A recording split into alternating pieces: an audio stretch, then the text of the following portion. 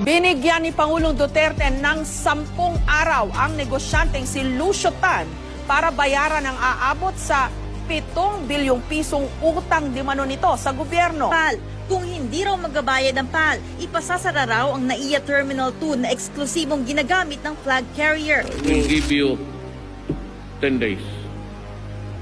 Bayaran mo. Pag bayaran mo, di sirahan ko. Wala nang airport. So what? Binayaran na ngayong araw ng Philippine Airlines ang 6 na bilyong pisong utang nito sa gobyerno na air navigational charges. Ang sinisingil ng Maynilad ang gobyerno na mahigit 3 bilyong pisong kabayaran daw sa nawalang kita ng kumpanya matapos pigilan ng MWSS. Sabihin mo sa mga putang ina nila, ni 5 centimos hindi ko sila babayaran. Bibirahin ko sila.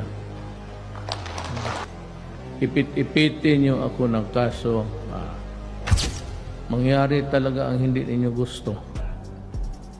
Sabi ko, gusto ko makita itong mga putang inang mga bilyonaryo na ito sa loob ng prisuhan.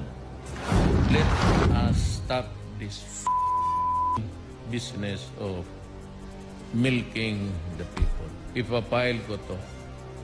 Economic sabotage, and I will arrest them. Umatras sa paniningil ng bilyon-bilyong pisong danyo sa gobyerno ang Manila Water at Maynilad. 7.4 billion.